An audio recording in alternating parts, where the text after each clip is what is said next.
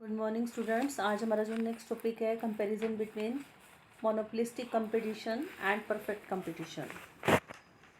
Means एक अधिकार प्रतियोगिता और पूर्ण प्रतियोगिता में कंपैरिजन, तुलना। फर्स्ट है नेचर ऑफ प्रोडक्ट मीन्स वस्तु की जो प्रकृति है क्या है। जो परफेक्ट कंपटीशन है उसमें सभी फॉर्म्स होमोजीनियस प्रोडक्ट बनाती हैं, मीन्स एक जैसी वस्तुओं का उत्पादन करती है।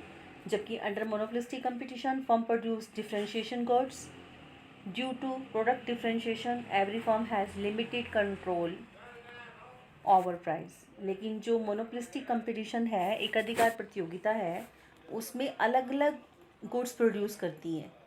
हर एक फर्म अलग अलग प्रोड्यूस करती है गुड्स। एक दूसरे के प्रोडक्ट आपको बताए थे, जैसे क्वालिटी में, ब्रांड में, शेप में, साइज़ में ये डिफ़र होते हैं। तो प्रोडक्ट डिफरेंशिएशन होने के कारण जो मार्केट पे कुछ एक ही कंट्रोल होता है इसका, फर्म का। नेक्स्ट सेकंड पॉइंट है डिटर्मिनेशन ऑफ प्राइस, कीमत निर्धारण। अंडर परफेक्ट कंपटीशन जो है आपको बताया है, प्राइस कौन डिटरमाइन करता है? Industry. Industry is price maker. Firm can decide only about the quantity of product to be sold at the price or determined by the industry। Firm तो सिर्फ प्रोडक्शन देखती है कि कितना प्रोडक्शन उन्होंने सेल करना है। जो प्राइजेस फिक्स कर दी हैं इंडस्ट्री ने, फर्म क्या करती है, उस पर क्या डिसाइड करती है कि उसने कितना प्रोडक्शन को बेचना है। फर्म प्राइस डिटरमाइन नहीं करती है। Thus a firm under perfect competition simply price taker. जो परफेक्ट कंपटीशन में एक फर्म क्या है? प्राइस टेकर है, not price maker. On the other hand under monopolistic competition में a firm determine the price of its product while keeping in mind the price policy of its competition its competitor. जबकि एकाधिकार प्रतियोगिता है उसमें firm अपने जो competitor हैं, उसके जो प्रतियोगी हैं, उनकी प्राइस पॉलिसी को माइंड में रखते हुए, ध्यान में रखते हुए प्राइस का खुद ही निर्धारण करती है। तो thus it is price maker to large extent. तो वह काफ़ी सीमा तक क्या है? कीमत निर्धारक है। कहने का मीन्स क्या है? परफेक्ट कंपटीशन में क्या होती है, कौन होती है प्राइस मेकर? इंडस्ट्री होती है। फर्म को सिर्फ ये डिसाइड करना होता है कि उस जो प्राइस फिक्स कर दी इंडस्ट्री ने, उसने कितनी क्वांटिटी बेचनी है। तो प्राइस क्या होती है? परफेक्ट कंपटीशन में प्राइस टेकर होती है। जबकि मोनोपोलिस्टिक कंपटीशन में जो प्रोडक्ट के प्राइसेस फिक्स किए जाते हैं वो मोनोपोलिस्टिक कंपटीशन में वो फर्म ही करती है। और किस क्या ध्यान में रखते हुए करती है? कंपटीटर्स की प्राइस पॉलिसी को ध्यान में रखती हुए करती है। तो प्राइस मेकर कौन है? फर्म खुद ही होती है। नेक्स्ट सेलिंग कॉस्ट है। जो परफेक्ट कंपटीशन में एक फर्म बियर कॉस्ट करती है अलोन। परफेक्ट कंपटीशन में सिर्फ कॉस्ट ऑफ प्रोडक्शन आती है, उसकी उत्पादन की लागत ही उठानी पड़ती है, उसकी कोई सेलिंग कॉस्ट नहीं आती। जबकि मोनोपोलिस्टिक कंपटीशन में देखो, कंपटीशन है, हर एक जो प्रोड्यूसर है अपने गुड्स को ज़्यादा बेचने के एफर्ट्स करता है, उसकी कोशिश करता है। तो एडवर्टाइजमेंट भी देगा, तो बेचने के लिए क्या करेगा? एक्सपेंडिचर करेगा। तो क्या आएंगी? सेलिंग कॉस्ट उसकी आएगी। नेक्स्ट है different regarding degree of knowledge. जो डिग्री ऑफ नॉलेज है मीन्स उनमें जो नॉलेज है, ज्ञान की मात्रा संबंधी अंतर होता है। It is assumed under perfect competition में बायर और सेलर को परफेक्ट नॉलेज होती है मार्केट की कंडीशंस के बारे में, कि मार्केट में किस प्राइस पे वो सामान बिक रहा है परफेक्ट कंपटीशन में। तो उसको बायर को और सेलर को, दोनों को क्या परफेक्ट नॉलेज है उसके बारे में। लेकिन जो मोनोपोलिस्टिक कंपटीशन है, the taste and preference of the consumer are influenced through product differentiation and advertisement, thus the lack of perfect knowledge. जबकि इसके अगेंस्ट कहता है मोनोपोलिस्टिक कंपटीशन में क्या पाया जाता है? प्रोडक्ट डिफरेंशिएशन मीन्स वस्तु विभेद पाया जाता है। और जो सेलर हैं उनकी टेस्ट प्रेफरेंस, उनको अफेक्टेड किया जा सकता है। तो इसलिए उनमें क्या होती है? Perfect lack of perfect knowledge, पूर्ण ज्ञान का अभाव होता है। मीन्स उसमें नॉलेज नहीं होती सेलर को या बायर को, और उसमें क्या होती है? परफेक्ट कंपटीशन में नॉलेज होती है। Shape of demand curve. जो डिमांड कर्व होता है परफेक्ट कंपटीशन में हॉरिजेंटल होता है, और एक्स एक्सिस के इक्वल होता है। इन्फिनिटिव होती है इलास्टिसिटी ऑफ डिमांड इसमें। लेकिन परफेक्ट जो मोनोपोलिस्टिक कंपटीशन में है उसमें डाउनवर्ड स्लोप होता है। यहाँ elasticity of demand greater than होती है 1। तो अंडर परफेक्ट कंपटीशन में ए आर एम आर के इक्वल होता है, जबकि मोनोपोलिस्टिक कंपटीशन में ए आर ग्रेटर देन होता है किससे, एम आर से, जो आपको ये डायग्राम बना के दिखा रखे हैं। नेक्स्ट है डिसीजन ऑफ द फर्म, फर्मों के निर्णय। Under perfect competition a firm can take decision only with regard the quantity of output to be produced. Perfect competition में सिर्फ फर्म को एक फर्म सिर्फ प्रोडक्शन की क्वांटिटी के संबंध में निर्णय ले सकती है, मतलब कि वो मार्केट के प्राइस को अफेक्ट नहीं कर सकती। It can only decide to how much to produce at the price determined by the industry so as to be in equilibrium. जो प्राइस फिक्स किए हैं किसने, इंडस्ट्री ने, उस पर ये फिक्स करती है कि उसने कितनी क्वांटिटी बेचनी है, मीन्स प्राइस को अफेक्टेड नहीं कर सकती है। जबकि मोनोपोलिस्टिक कंपटीशन में वो दोनों ही, प्राइस को भी एज वेल एज आउटपुट, दोनों को निर्धारित करता है किसको कितनी क्वांटिटी बेचनी है और कितने प्राइस उसने डिटरमाइन करने हैं, दोनों को ये अफेक्टेड करता है। Next, comparison between monopoly and monopolistic competition. एकाधिकार में और एकाधिकार प्रतियोगिता में कंपैरिजन कैसे करेंगे। नेचर ऑफ प्रोडक्ट, प्रोडक्ट की नेचर, वस्तु की प्रकृति। कहते हैं product differentiation is a characteristic feature of monopolistic competition but it is not essential under monopoly. कहते हैं एकाधिकार प्रतियोगिता में क्या पाया जाता है, प्रोडक्ट डिफरेंशिएशन मीन्स वस्तु विभेद पाया जाता है, जबकि मोनोपोली में हो भी सकता है। अब एक मोनोपोली में एक अकेला ही है प्रोड्यूस करने वाला, तो वो एक जैसी वस्तुएं बना भी सकता है और नहीं भी बना सकता, उसके लिए ज़रूरी नहीं है कि वो प्रोडक्ट डिफरेंशिएशन करेगा। नंबर ऑफ सेलर, जो मोनोपोली में है वो एक सिंगल सेलर होता है कि अकेला ही बेचने वाला होता है, लेकिन जो मोनोपोलिस्टिक कंपटीशन है there are many sellers producing close substitute under monopolistic competition. लेकिन एकाधिकार प्रतियोगिता में बहुत सारे जो क्लोज सब्स्टिट्यूशंस होते हैं उसको प्रोड्यूस करने वाले बहुत सारे विक्रेता होते हैं। क्लोज सब्स्टिट्यूशन आपको बताया था कि जैसे कि कॉलगेट है, उसके साथ सिबाका का टूथपेस्ट है या कोई और टूथपेस्ट है, तो क्या है तो सारी टूथपेस्ट, लेकिन क्या है एक दूसरे के क्लोज सब्स्टिट्यूट हैं। ये मीन्स एक अगर महंगा है तो वो दूसरे को खरीद लेगा क्योंकि उसका सब्स्टिट्यूशंस है। तो इसमें सिंगल सेलर है, इसमें काफ़ी सेलर हैं किसमें, मोनोपोलिस्टिक कंपटीशन में, और उनके क्लोज सब्स्टिट्यूशंस हैं। नेक्स्ट है एंट्री ऑफ न्यू फर्म्स। जो मोनोपोली है उसमें नई फर्म की एंट्री पॉसिबल नहीं होती है, नई फर्म में एंटर नहीं कर सकती, जबकि मोनोपोलिस्टिक कंपटीशन में in long run entry of new firm in market is possible under monopolistic competition. Long run में मोनोपोलिस्टिक कंपटीशन में जो नई फर्म्स हैं वो एंटर कर जाती हैं, लेकिन मोनोपोली में ऐसा संभव नहीं है। नेक्स्ट है हमारा fourth point, selling cost. A monopolistic has to incur cost of production alone but a firm under monopolistic competition incurs selling cost in addition to producing cost. कहता है मोनोपोली में प्रोड्यूसर को सिर्फ प्रोडक्शन कॉस्ट उठानी पड़ती है। देखो अब सबको पता है एक अकेला ही प्रोड्यूस कर रहा है तो उसे ऐड करने की ज़रूरत नहीं है, मीन्स एडवर्टाइजमेंट करने की ज़रूरत नहीं है। लेकिन मोनोपोलिस्टिक कंपटीशन में सेलिंग कॉस्ट भी उठानी पड़ती है प्रोडक्शन कॉस्ट के साथ साथ। While introducing new product in market even a monopolistic firm might have to incur some expenditure on advertisement. कहते हैं ये ध्यान देना है कि मोनोपोली, जो मोनोपोलिस्टिक होता है, एक एकाधिकारी होता है, जब वो नई जो कोई प्रोडक्ट लॉन्च करता है, नए प्रोडक्ट को इंट्रोड्यूस करता है मार्केट में, तो उसको भी कुछ एक नई वस्तु को बेचने के लिए कुछ एक एक्सपेंडिचर करना पड़ता है एडवर्टाइजमेंट पे।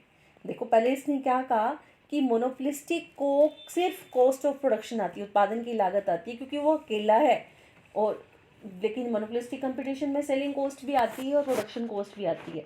लेकिन कहता है ये ध्यान जो देने की बात है कि जब मोनोपोलिस्टिक है, जो एकाधिकारी है, मार्केट में नया प्रोडक्ट लॉन्च करता है, नया प्रोडक्ट इंट्रोड्यूस करता है, तो उसको प्रोड्यूसिंग कॉस्ट के साथ, प्रोडक्शन कॉस्ट के साथ साथ कुछ एक नए प्रोडक्ट को लॉन्च करने के लिए एडवर्टाइजमेंट भी देनी पड़ती है। नेक्स्ट है शेप ऑफ डिमांड कर्व। इसमें डिमांड कर्व क्या होता है, दोनों में ही, दोनों सिचुएशन में, चाहे वो मोनोपोली है चाहे मोनोपोलिस्टिक कंपटीशन है, एवरेज रेवेन्यू और मार्जिनल रेवेन्यू कर्व जो होता है वो लेफ़्ट टू राइट ही आता है, ऊपर से नीचे की ओर होता है। लेकिन But under monopolistic competition, average revenue and marginal revenue curve are more elastic. लेकिन जो मोनोपोलिस्टिक कंपटीशन में जो रिवेन्यू मार्जिनल रिवेन्यू है और एवरेज रिवेन्यू है वो ज़्यादा इलास्टिक होते हैं, अधिक लोचदार होते हैं. This is because of availability of large number of close substitution in monopolistic competition. ऐसा इसलिए होता है क्योंकि मोनोपोलिस्टिक कंपटीशन में क्लोज सब्सटीट्यूशंस होता है, तो वहाँ मोर इलास्टिक होती है. इलास्टिक क्या होती है आपको पहले बताया हुआ है कि चेंज कर सकते हैं उसमें. मीन्स अगर प्राइस में थोड़ा सा चेंज होता है तो डिमांड में उससे भी ज़्यादा चेंज हो जाता है. तो मोनोपोलिस्टिक कंपटीशन में क्या है, अगर एक गुड्स के प्राइसेस बढ़ जाएंगे तो वो चेंज कर देगा. मीन्स उसका क्लोज सब्सटीट्यूशन है, वो दूसरी वस्तु को खरीद लेगा. Both in case of monopoly and monopolistic competition firm demand का स्लोप डाउनवर्ड होता है. दोनों का स्लोप डाउनवर्ड है, ऊपर से नीचे की ओर है. लेकिन मोर इलास्टिक होता है, किसमें ज़्यादा लोचदार होता है मोनोपोलिस्टिक कंपटीशन में देन अंडर मोनोपोली. मोनोपोली की बजाय जैसे आपको ये डिमांड कर्व बता रखा है अंडर मोनोपोली और मोनोपोलिस्टिक कंपटीशन में. जो आपको पहला डायग्राम दिया हुआ है ये लेस क्या है, कम है, इलास्टिक है, लेस इलास्टिक डिमांड कर्व है, जबकि इसमें क्या है मोर इलास्टिक. देखो फ्लैटी है ये. Next is difference regarding profit. Difference regarding profit, लाभ संबंधी अंतर. Because of freedom of entry of new forms profit under monopolistic competition are normal. देखो कह रहा है कि जैसा कि हमने ऊपर पढ़ा कि जो मोनोपोलिस्टिक कंपटीशन में लॉन्ग रन में क्या होती है, नई फर्में एंटर कर जाती हैं, तो इस सिचुएशन में नॉर्मल प्रॉफिट मिलते हैं उन्हें, सामान्य लाभ ही मिलते हैं. But monopolist continue to enjoy abnormal profit because of the barrier of entry of new form. लेकिन जो एकाधिकारी है वो क्या करता है, असामान्य लाभ अर्न करता है. क्यों अर्न करता है, क्योंकि नई फर्म में एंटर नहीं कर सकती, बिजनेस में नहीं आ सकती, तो वो अकेला ही है, तो वो क्या करेगा, आप नॉर्मल प्रॉफिट अर्न करेगा. नेक्स्ट है हमारा difference between perfect competition, monopolistic competition and monopoly. पूर्ण प्रतियोगिता में, एकाधिकार प्रतियोगिता में और एकाधिकार बाजार में अंतर. फर्स्ट है आपका सीरियल नंबर, रेफरेंस है number of seller and buyer. देखो परफेक्ट कंपटीशन में जो विक्रेता और क्रेता काफ़ी बड़ी संख्या में होते हैं. मोनोपोलिस्टिक कंपटीशन में भी होते हैं, मीन्स सेलर भी ज़्यादा होते हैं और बायर भी ज़्यादा होते हैं. लेकिन मोनोपोली में क्या होता है, एक ही सेलर होता है लेकिन नंबर ऑफ बायर्स लार्ज होते हैं, लेकिन खरीदने वाले ज़्यादा होते हैं. मोनोपोली में बताया था मोनो प्लस पोली. मोनो मीन्स एक, पोली मीन्स कंट्रोल, मीन्स एक ही कंट्रोल करने वाला होता है, एक ही सेलर होता है. प्रोडक्ट परफेक्ट कंपटीशन में होमोजीनियस बनाता है, एक जैसे होते हैं, जबकि मोनोपोलिस्टिक कंपटीशन में प्रोडक्ट डिफ्रेंशिएशन होता है, अलग होते हैं. और जबकि मोनोपोली में होमोजीनियस भी हो सकते हैं, एक जैसे भी हो सकते हैं, और डिफ्रेंशिएशन भी हो सकता है, मीन्स वो अलग अलग भी बना सकते हैं. प्राइस परफेक्ट कंपटीशन में यूनिफॉर्म, मीन्स एक जैसा, एक ही प्राइस फिक्स होता है परफेक्ट कंपटीशन में. और मोनोपोलिस्टिक कंपटीशन में not uniform because of product differentiation. नहीं होता, क्यों नहीं होता, किस कारण से, क्योंकि प्रोडक्ट डिफ्रेंशिएशन है, वस्तु विभेद है, तो विभिन्न कीमतें भी अलग अलग होंगी. मोनोपोली में not uniform because of price discrimination. तो इसमें क्या होती है, नो यूनिफॉर्म, एक जैसे नहीं होते बिकॉज ऑफ प्राइस कीमत विभेद के कारण. कीमत विभेद आपको बताया था कि एक जो मोनोपोलिस्टिक है वो क्या करता है, मोनोपोलिस्ट कि एक उसी जो गुड प्रोड्यूस कर रहा है, एक कस्टमर से कुछ ले सकता है पैसे, उसके दूसरे से उससे ज़्यादा ले सकता है, तो प्राइस डिस्क्रिमिनेशन होता है, कीमत विभेद होगा वो. Entry of forms, perfect competition में फ्री एंट्री होती है, कोई फॉर्म आ सकती है और जा सकती है, जबकि मोनोपोलिस्टिक कंपटीशन में नो एब्सोल्यूट फ्रीडम, पूरी तरह स्वतंत्रता नहीं होती है, जबकि मोनोपोली में नॉट पॉसिबल, नहीं एंट्री कर सकते. इसमें बताया आपको मोनोपोलिस्टिक कंपटीशन में नॉट एब्सोल्यूट, मतलब पूरी तरह स्वतंत्रता नहीं है जैसे परफेक्ट कंपटीशन में है. कुछ एक उन्हें पेटेंट ले लिया जैसे अब किसी फॉर्म ने, तो वो प्रोड्यूस नहीं कर सकती, वो कुछ एक रिस्ट्रिक्शंस होती हैं. नेक्स्ट है knowledge of market condition. Market condition perfect competition में परफेक्ट नॉलेज होती है मार्केट की. खरीदने वाले को पता है किस प्राइस पे बिक रहा है वो, जबकि मोनोपोलिस्टिक कंपटीशन में इम्परफेक्ट नॉलेज होती है और मोनोपोली में भी इम्परफेक्ट नॉलेज होती है, अपूर्ण ज्ञान होता है. मोबिलिटी, गतिशीलता, परफेक्ट कंपटीशन में परफेक्ट मोबिलिटी होती है, और जबकि मोनोपोलिस्टिक कंपटीशन में इम्परफेक्ट मोबिलिटी होती है और मोनोपोली में इम्परफेक्ट मोबिलिटी होती है। मोबिलिटी क्या होती है? गतिशीलता।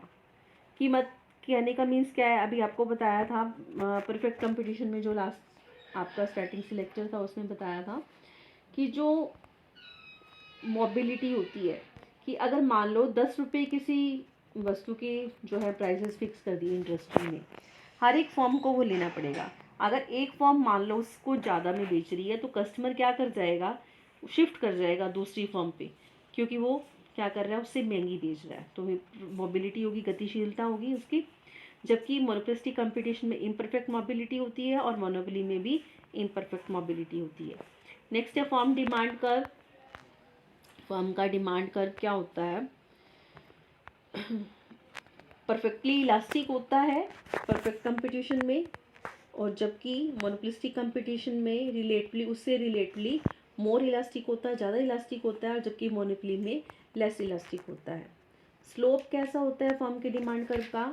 हॉरिजॉन्टल होता है, ओ एक्स एक्सिस के इक्वल होता है ए आर एम आर, और जबकि उसमें मोनोपोलिस्टिक कंपटीशन में स्लोप डाउनवर्ड होता है with high elasticity, A R greater than होती है एम आर से, और मोनोपोली में स्लोप डाउनवर्ड होता है, लो इलास्टिसिटी होती है। इसमें ए आर ग्रेटर देन तो होता है एम आर से, लेकिन लो इलास्टिसिटी होती है। सेलिंग कॉस्ट परफेक्ट कंपटीशन में नहीं आती, जबकि मोनोपोलिस्टिक कंपटीशन में वेरी सिग्निफिकेंट होती है, मीन्स बहुत ज़्यादा होती हैं, और मोनोपोली में जो है नॉट रिक्वायर्ड, मोनोपोली में भी ज़रूरत नहीं होती। लेकिन अभी आपको बताया था नए प्रोडक्ट को जब इंट्रोड्यूस कराता है तो उसे एडवर्टाइजमेंट कॉस्ट देनी पड़ती है।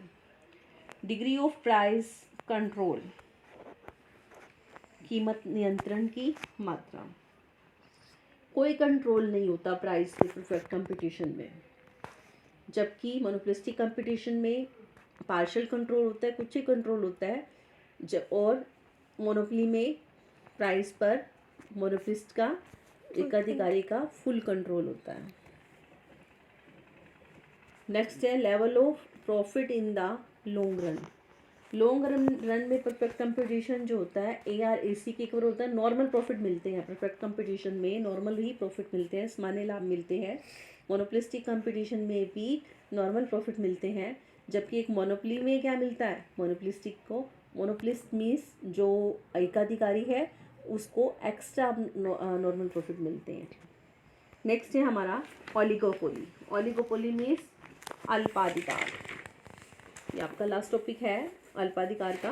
कहते हैं it is a form of market in which there is a few big seller of a commodity and a large number of buyers.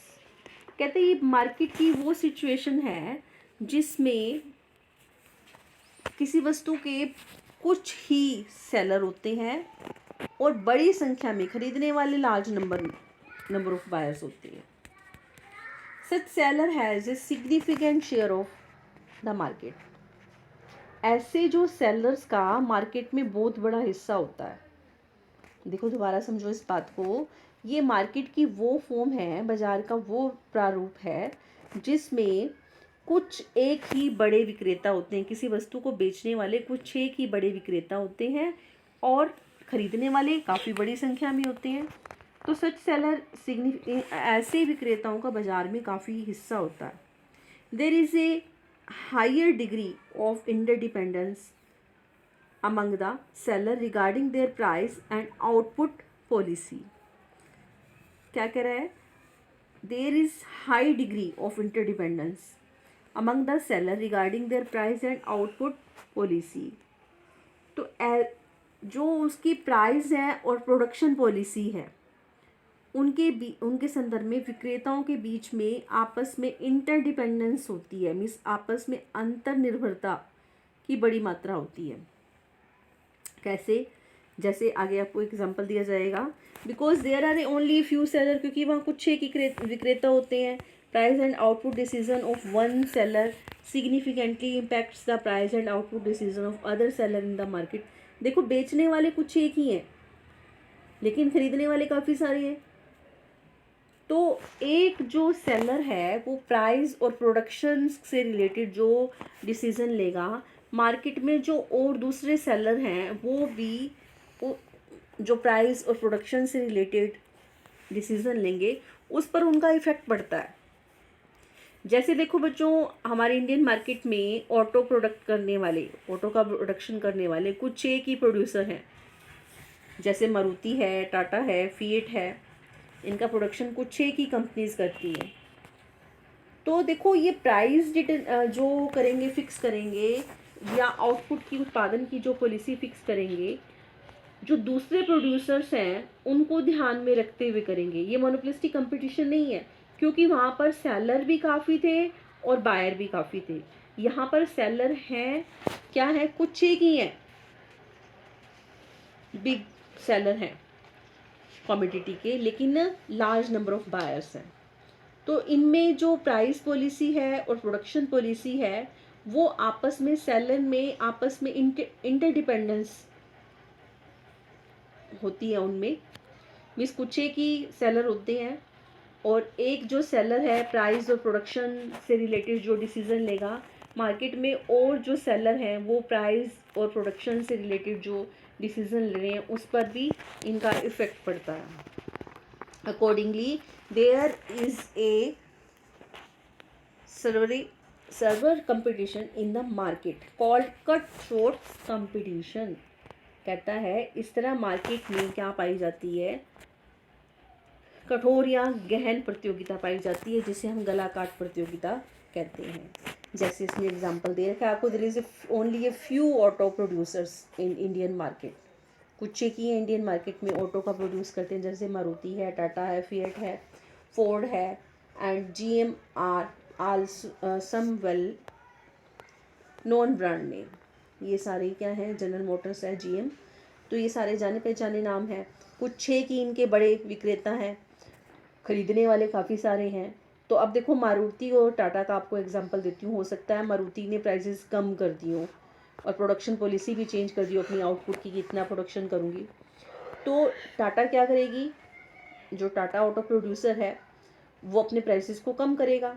तो वो ध्यान में रख कर क्या करेगा, अपने प्राइसेस फिक्स करेगा कि अगर मैं इतने कम करूँ तो कितने कम कर सकता है। तो नेक्स्ट इसकी फीचर्स क्या है, फ्यू फर्म्स होती हैं, कुछ एक ही फर्में होती हैं, a few firms but large in size. लेकिन साइज में क्या होती हैं, लार्ज होती हैं। Dominate the market for a commodity. क्या करती हैं, मार्केट में अपना डोमिनेट मीन्स प्रभुत्व जमाए रखती हैं। Each firm commands a significant share of the market. हर एक फर्म का बाजार में बहुत बड़ा शेयर होता है। It can impact market price of the product. ये वस्तु की बाजार कीमत को प्रभावित कर सकती हैं। लार्ज नंबर ऑफ बायर्स, खरीदने वाले काफ़ी बड़ी संख्या में होते हैं। There is large number of buyers of commodity. वस्तु को खरीदने वाले काफ़ी बड़ी संख्या में होते हैं। The number is so large, इतने ज़्यादा होते हैं, that no individual buyer can impact market price of the product. कि कोई अकेला खरीदने वाला वस्तु की बाजार कीमत को प्रभावित नहीं कर सकता। ठीक है, कि वस्तु को खरीदने वाले means large number of buyers होते हैं, लेकिन इनकी संख्या इतनी बड़ी होती है, लेकिन कोई भी अकेला जो है बायर अब कहे कि मैं अब नहीं खरीदता, ये मारुति नहीं खरीदता, तो मतलब मार्केट की प्राइस को कम नहीं कर सकता। जो प्राइस फिक्स किया उसको लेना पड़ेगा। नेक्स्ट है बैरियर्स, बाधाएं। There are various barriers to entry of new firms. कहते हैं नई फर्मों की एंट्री करने पर कुछ एक बाधाएं होती हैं या रुकावटें होती हैं। These barriers are almost similar to those under monopoly। ये बैरियर्स वैसी ही होती हैं जैसे मोनोपोली में पाई जाती हैं। Entry of new firms is extremely difficult if not possible. कहते हैं नई फर्मों का प्रवेश करना कठिन ही नहीं, यदि असंभव नहीं है तो काफ़ी कठिन आवश्यक है। हाई डिग्री ऑफ इंटरडिपेंडेंस, अभी बताया था आपस में इंटरडिपेंडेंट होती हैं ये। कैसे, फर्मों के बीच में there is high degree of interdependence between the firms. Firms के बीच में क्या पाई जाती है, इंटरडिपेंडेंस पाई जाती है। Price and output policy of one firm significantly impacts the price and output policy of rival firms in the market. फर्मों के बीच में क्या पाई जाती है, आपस में इंटरडिपेंडेंस पाई जाती है। एक फर्म अपनी प्राइस को और प्रोडक्शन आउटपुट की जो पॉलिसी को, जो मार्केट में राइवल फर्म्स हैं, राइवल मीन्स विरोधी फर्म हैं, उनके प्राइस को और प्रोडक्शन पॉलिसी को ध्यान में रखकर करती हैं। जैसे कि if GM means general Motors जो हैं, GM Motors reduce price of it's car, अगर वो अपनी कारों के प्राइस को रिड्यूस कर देती है, फोर्ड मोटर्स में also do same, Ford Motors को भी ऐसा ही करना पड़ेगा, वो भी ऐसा ही करता है। Accordingly while taking action on price और output, a firm must take into account the possible reaction of rival firms in the market. इस तरह प्राइस के या प्रोडक्ट के से रिलेटेड अगर कोई भी फर्म कोई भी एक्शन लेती है, कोई भी क्रिया करती है, तो उसे फर्म को मार्केट में अपनी जो राइवल फर्म्स हैं, जो अगेंस्ट फर्म्स हैं, विरोधी फर्में हैं, वो क्या रिएक्शन करेंगी, उनको ध्यान में रखकर लेना पड़ता है डिसीज़न। तो इनमें क्या है, हाई डिग्री ऑफ इंटरडिपेंडेंस है फर्म्स के बीच में। नेक्स्ट है not possible to determine firms demand curve, firm की मांग वक्र को निर्धारित करना संभव नहीं है। जैसे अब परफेक्ट कंपटीशन में आपने किया था, वो एक्स एक्सिस के पैरेलल होता है।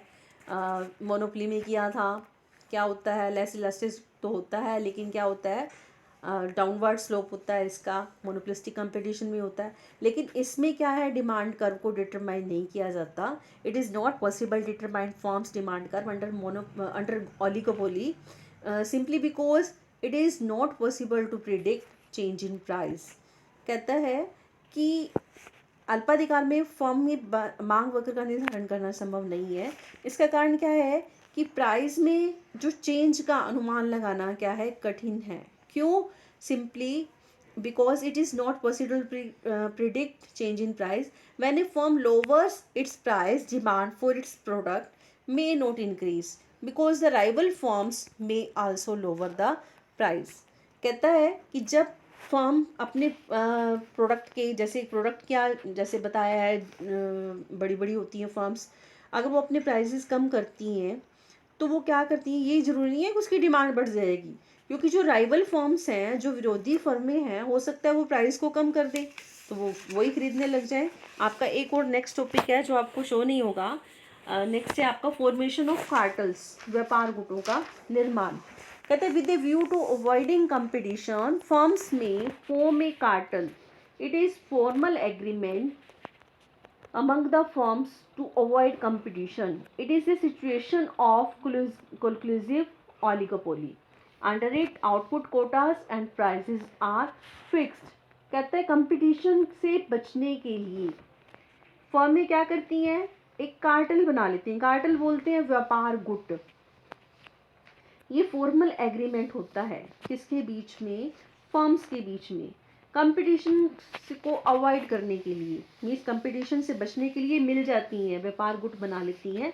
It is A situation of conclusive oligopoly, यह एक गठबंधन अल्पाधिकार की स्थिति है। इसे बोलते हैं कॉन्क्लूसिव ओलिगोपोली को गठबंधन, मीन्स आपस में मिल जाती हैं और मिलकर क्या करती हैं, प्रोडक्शन का कोटा फिक्स करती हैं, कितना ही प्रोडक्शन करेंगी हम, और प्राइसेस फिक्स कर लेती हैं। तो इनमें क्या हो जाएगा, आपस में कंपटीशन खत्म हो जाएगा।